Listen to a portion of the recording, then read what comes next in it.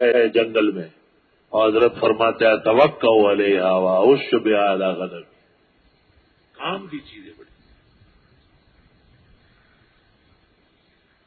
یہ اختلاف ہے کہ خطبے میں ہونا چاہیے نہیں، لیکن اس پر اتفاق ہے کہ جس کے ہاتھ میں ہمیشہ ہو اس کے لیے خطبے میں بھی سنت ہے.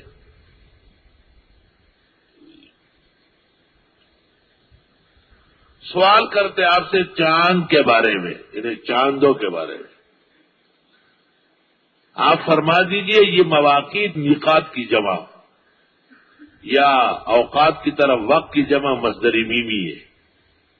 مواقیت میقات زیادہ بہتر واضح ہے لوگوں کے لیے اور حج کے لیے. ولیس البر، اصل تو لیسا کا اسم جو ہوتا ہے وہ مرفوع ہوتا ہے، جیسے الیس اللہ باحکم الحاکمین، اور وہاں جو منصوب آیا تھا تو وہ مؤول تھا. لیس البر بأن تولوا وجوہکم قبل المشرق، تو ما بعد کا اسم مؤخر اور یہ خبر مقدم. ولیس البر بأن تأتوا البیوت من ظہورها، اور یہ کوئی پوری نیکی تھوڑی ہے کہ تم گھروں میں آنے لگو پیچھے سے. ولکن البر من اتقى، لیکن نیکی تو اس شخص کی نیکی ہے جو اللہ سے ڈرے. زمانے جاہلیت میں حج یا عمرے کا احرام باندھنے کے بعد لوگ دروازے سے نہیں داخل ہوتے تھے، یہ منع ہے، تو اپنے ہی گھر میں پیچھے سے چور کی طرح چڑھتے تھے. اب گھر کا آدمی پیچھے کی طرف سے چڑھ کے آئے کتنا برا لگتا ہے. اس میں اشارہ ہے کہ الٹے کام نہ کرنا، سیدھے کام کرو. ہاں، کام اچھا کرو. بھائی جوتا الٹا پڑا ہوا ہے، نظم کا تقاضا ہے کہ سیدھا کر لیں. میں نے استاد محترم حضرت بنوری کے جوتے ایسے رکھے، بنا اس کا منہ قبلے کی طرف کرو، اللہ کی تسبیح کرتی ہے. الحمدللہ.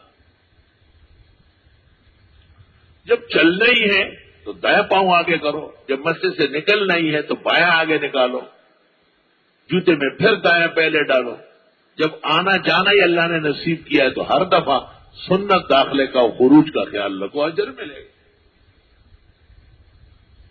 حسن نظم، گھروں میں دروازوں سے آؤ، پیچھے سے کیوں آتے ہو؟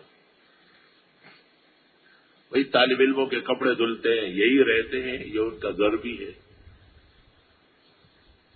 لیکن مسجد کی جالیوں پر ڈالنا اور شلواریں نظر آتی ہے، نیفے نظر آتے ہیں، مناسب نہیں. گزارش ہے کہ اس میں تبدیلی کر لو، ایسی جگہوں میں ڈالو، یا تو رات کو دو لو لگا لو، صبح فجر سے پہلے اتار لو، اور یا یہ کہ ایسے ڈالو کہ یہاں سے نظر نہ آئے. ولیس البر بأن تأتوا البیوت من ظہورها ولکن البر من اتقى وأتوا البیوت من ابوابها. اور مسجد میں بیٹھ کر بلا وجہ باتیں چیتیں نہ کیا کرو، کم سے کم باتوں سے گزارا کرو، اللہ کے گھر کا احترام کرو. خاص کر مغرب و عشاء کے درمیانی وقفے میں آپ تکرار کرتے ہیں، مطالعہ کرتے ہیں، اپنے کچھ چیزیں یاد کرتے ہیں، اچھی بات ہے. لیکن جب اذان ہو گئی، لوگوں کی بھی آنے کا وقت ہو گیا، آپ بھی اپنا تکرار روک لیں، مطالعہ خاموش کر لیں، اور کبھی بھی آداب کے خلاف نہ کریں.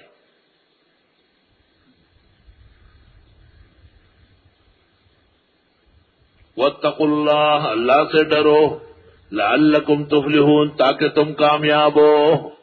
خوف خدا رکھو گے تو تمہیں یاد ہوگا کہ میں باورچی خانے سے اس طرف جا رہا ہوں، مسجد سے کیوں جا رہا ہوں.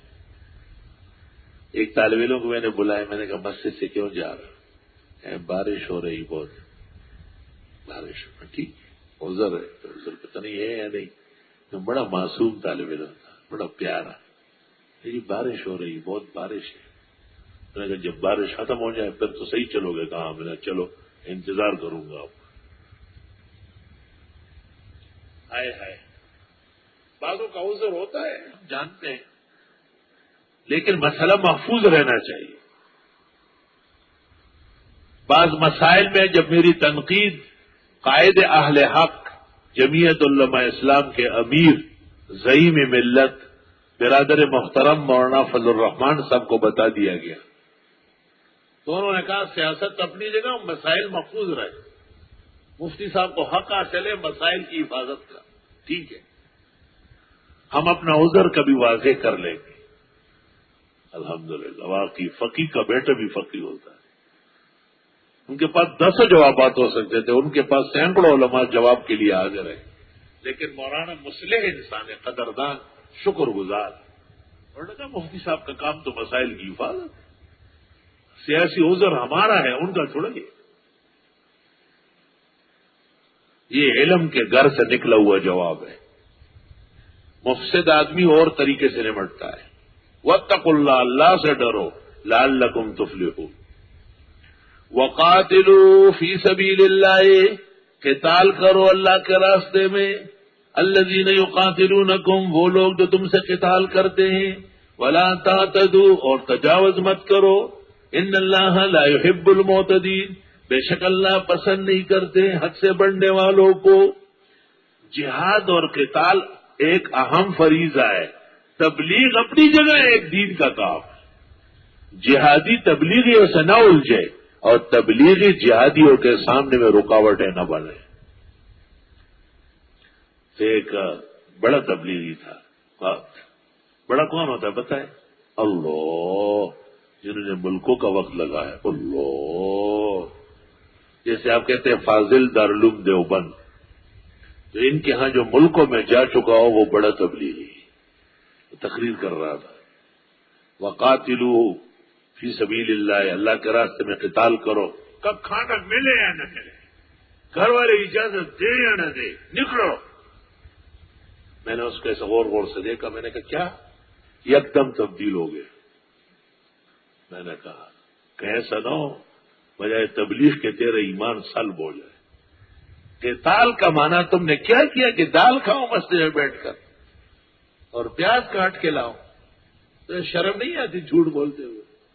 صاف کہو کہ یہ تبلیغ اس لیے ہے کہ جہاد کے لیے ماحول بنے، لوگوں میں دین آئے، عقل سیکھو ذرا۔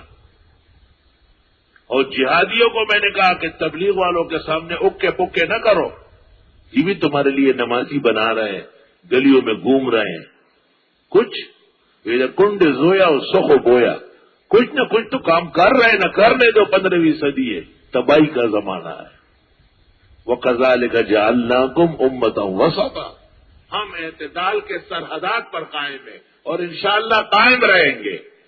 ہم نہ انتہا پسندوں کو پسند کرتے ہیں، نہ ان کو چلنے دیں گے انشاءاللہ۔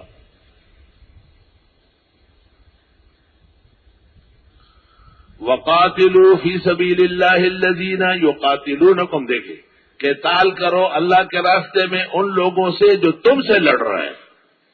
وَلَا تَعْتَدُوا، ناجائز اور زیادتی پھر بھی نہ کرو۔ ان اللہ لا يحب المعتدین، بے شک اللہ تعالیٰ پسند نہیں فرماتے حد سے بڑھنے والوں کو۔ جو بھی حد سے بڑھا اس کو فوراً چوٹ لگے گی، بڑے سے بڑا مجاہد کیوں نہ ہو سر کے بل گر جائے گا، بہت بڑا تبلیغی کیوں نہ ہو سارا وقت تبلیغ میں گزارے اور غلط تعبیرات کرے، خدا کی کتاب کے سامنے مجرم ہوگا۔ وَاقْتُلُوهُمْ، مارو ان مشرکوں کو، حیث ثقفتموہم، جہاں ان کو پاؤ، وَأَخْرِجُوهُمْ مِنْ حَيْثُ أَخْرَجُوكُمْ، نکالو ان کو جہاں سے انہوں نے تمہیں نکالا ہے۔ تمہیں مکہ چھوڑنے پر مجبور کیا ہے، تمہیں موقع ملا ہے، مکہ فتح ہو رہا ہے، سمرا باندھی کے قربان۔ وَالْفِتْنَةُ أَشَدُّ مِنَ الْقَتْلِ، اور کافر کا وجود مشرک کا ایک فتنہ ہے جس کا برقرار رکھنا سنگین جرم ہے قتل سے بھی۔ بھئی حرم میں کیسے قتل ہو، کعبے کے حدود میں کیسے ہو، حدود حرم میں کیسے ہو، اشہر حرم میں کیسے ہو؟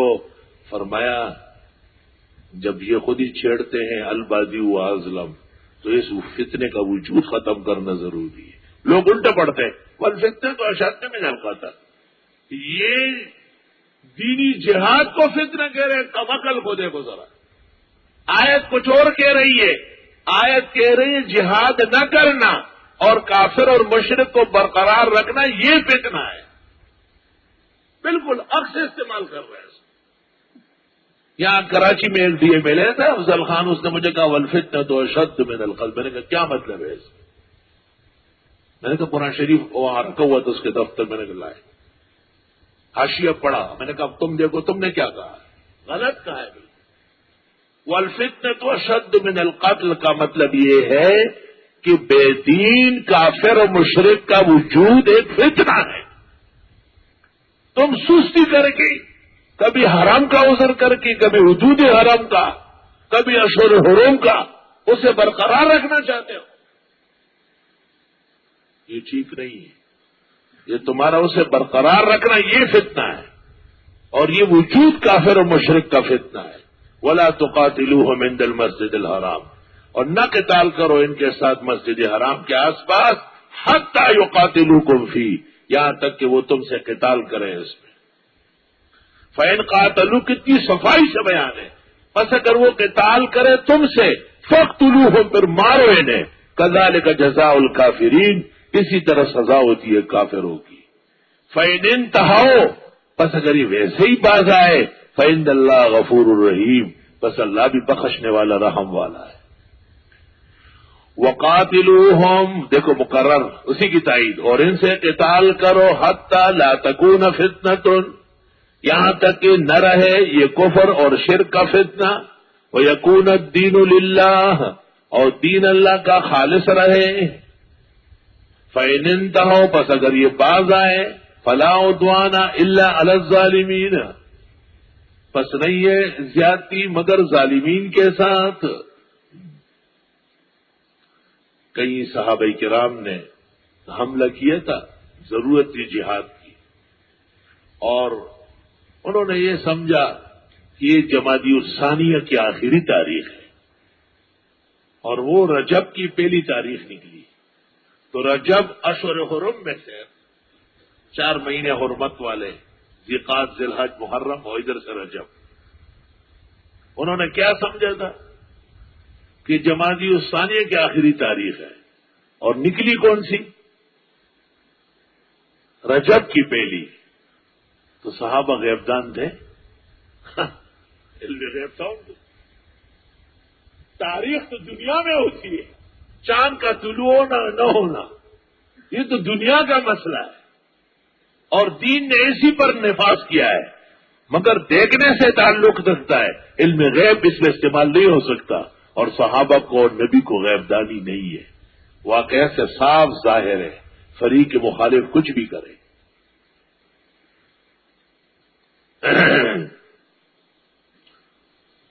اس پر صحابہ کرام نے قتال کیا، جمادی الثانیہ کے آخری تاریخ سمجھ کر شور مچ گیا۔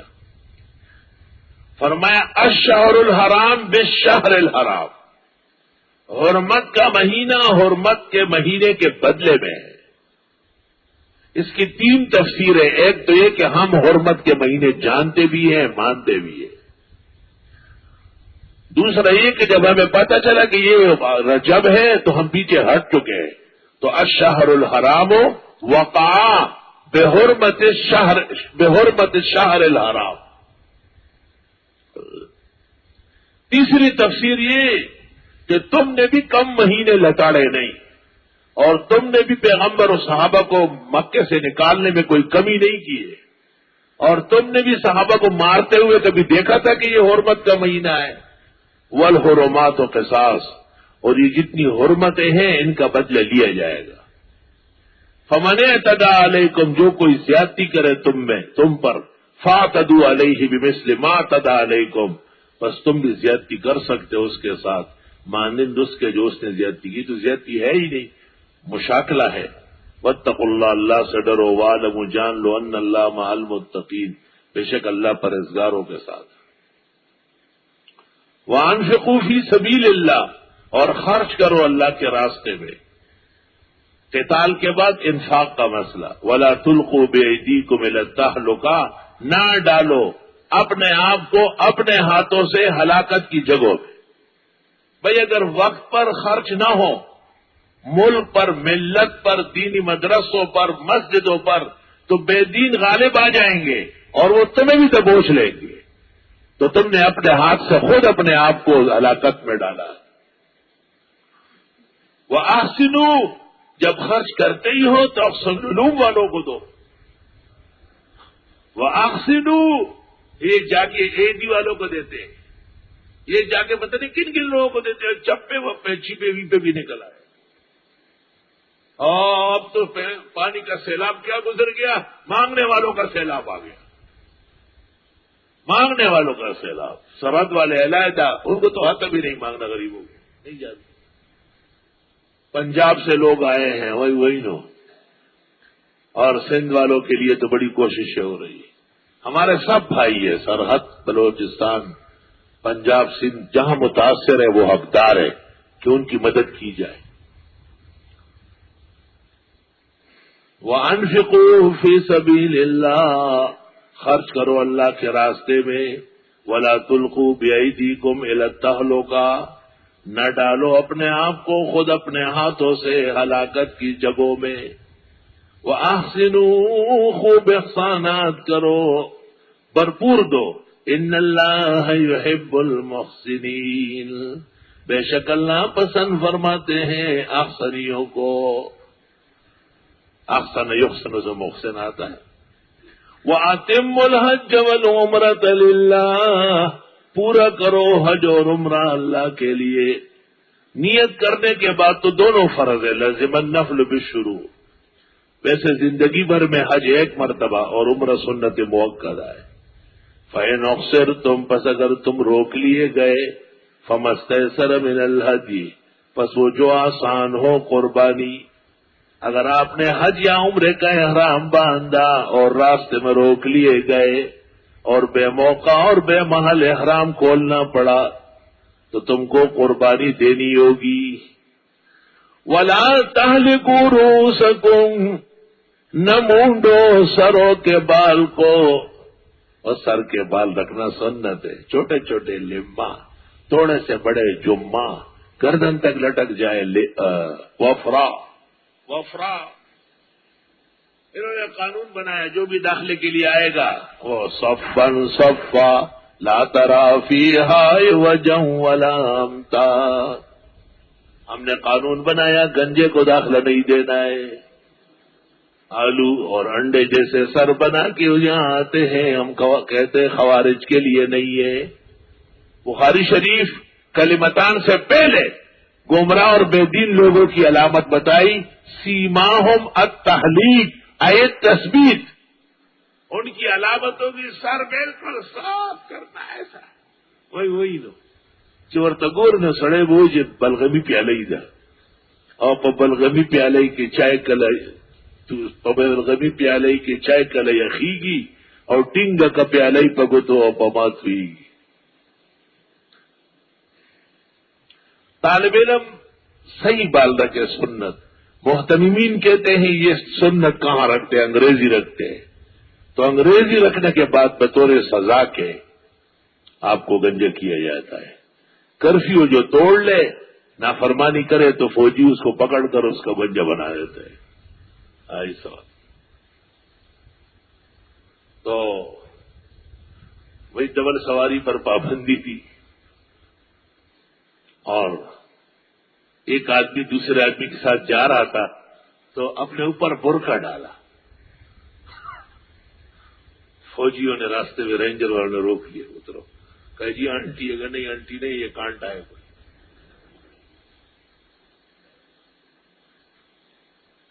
اس کو اونچی جگہ پر بٹھایا برقعے سمیت، لوگ گزر رہے ہیں، بعض بڑے زورور غیرتی ہوتے ہیں، وہ گاڑی سے اتر کے آئیں گے، کیا ہو رہا ہے؟ فوجی کا کیا ہو رہا ہے؟ کرفیو کے خلاف کیا ہے، عورتوں کو پکڑنے لگے، کہیں عورت جا کے دیکھو ذرا، بہت ہی مستنڈا ہے۔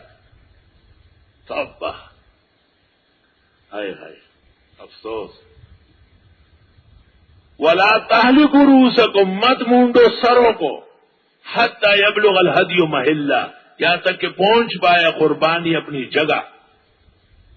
ایک محرم راستے میں رکا، خود نہیں جا سکتا ہے، قربانی کا جانور بھیجے، جب وہ وہاں پہنچے تو یہ سر منڈوا دے، کیونکہ اب احرام کھول نہیں ہے، پہنچ نہیں سکتا۔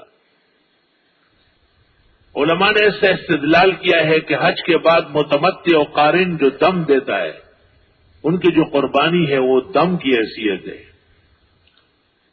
تو یہ پہلے قربانی ہوگی پھر حلال ہوگا. تو یہ اطمینان ضروری ہے، خواہ بینکوں سے ہو یا ویسے افراد سے ہو، کہ قربانی کب ہوئی. خدا نخواستہ اگر قربانی نہیں ہوئی اور اس نے بال مونڈے یا سلا ہوا کپڑا پہن لیا تو یہ جنایت کہلائے گی. فمن کان منکم مریضا، جو تم میں بیمار ہو، بھی اذم من رأسہ، یا اس کے سر میں تکلیف ہو، ففدیۃ من صیام، پس وہ فدیہ دے روزے رکھ کے 3 دن، او صدقۃ، یا وہ صدقہ دے، او نسک، روزہ رکھے 1، صدقہ دے 2، او نسک یا قربانی کر لے. 3 صورتیں بنیں گی. روزے رکھے تو 3، مسکینوں کو دے تو 6 کو 2 ٹائم، قربانی مینڈا یا بکرا یا گائے اونٹ میں 7واں حصہ اجازت ہے. فَإِذَا أَمِنْتُمْ، پس جس وقت تم امن سے ہوئے، فمن تمتع بالعمرۃ الی الحج، پس جس نے فائدہ اٹھایا عمرہ حج کے ساتھ کر کے، فمستیسر من الہدی، پس جو آسان ہو قربانی، فمن لم یجد، جو قربانی نہ کر سکے. آجی متمتع کو قربانی کرنی ہے، اس نے ایک احرام کے ساتھ دوسرا جوڑ لیا. اللہ اکبر، یعنی عمرے سے نکلتے ہی اس نے دوسرا احرام حج کا باندھا، ایک ہی سفر میں 2 کام کیے. تو یہ شخص قربانی کر لے، اور اگر نہیں کر سکتا فصیام 3 ایام فی الحج، 3 دن ایسے رکھے کہ آخری دن 9 ذی الحج ہو، و7 اذا رجعتم، اور 7 دن رکھے جب تم حج سے فارغ ہو جاؤ. یہ ضروری نہیں ہے رجعتم کے گھر آ جاؤ، وہاں بھی کوئی رہ گیا تو 7 دن رکھ لے. تلک عشرۃ کاملہ، یہ 10 کے 10 پورے ہیں. ذالک لمن لم یکن اہلہ حاضر المسجد الحرام، یہ ان لوگوں کے لیے ہے جو وہاں رہنے والے نہیں ہیں. جو وہاں رہنے والے ہیں وہ تمتع نہیں کر سکتے، بلکہ وہ افراد ہی کریں گے یا قران کریں گے. واتقوا اللہ، اللہ سے ڈرو، وعلموا، جان لو، ان اللہ شدید العقاب، بے شک اللہ سخت عذاب والے.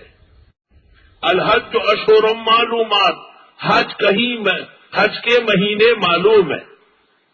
حج کے مہینے معلوم ہے، یعنی شوال، ذیقات اور ذی الحج کے 13 دن، 10، 11، 12، 13. بھئی حج تو 8 ذی الحج کو احرام باندھو اور منا چلے جاؤ، 9 ذی الحج کو عرفات آؤ، 10 ذی الحج کو منا جا کے بڑے شیطان کی رمی کر لو اور قربانی کر کے جا کے طواف زیارت کر لو، نکل گئے. کیونکہ طواف زیارت سے پہلے ہی احرام سے نکل جاتا ہے. تو مہینے کیوں کہیں؟ میں نے اپنے استاد سے پوچھا تھا، استاد حضرت اقدس مولانا عبدالحنان سے دامت برکاتہم سے، تو حضرت نے فرمایا عبادت بہت بڑی ہے، گھر سے جانا پڑے گا، تیاری بہت زیادہ ہے. مجھے وہ زمانہ یاد ہے جب رمضان شریف سے پہلے لوگ حج کے لیے جاتے تھے. رمضان سے پہلے، یا اللہ، کیونکہ رمضان کے بعد شوال میں جو جہاز چلتا تھا اس میں ٹکٹ نہیں ملتا تھا، تو غریب مسکین کم پیسوں والے 2، 4، 6 مہینے پہلے چلے جاتے. واتقوا اللہ، اللہ سے ڈرو، وعلموا ان اللہ شدید العقاب. الحج اشہر معلومات، حج کے مہینے معلوم ہے. فمن فرض فیہن الحج، جس پر فرض ہوا اس میں حج، فلا رفث، نہ وہ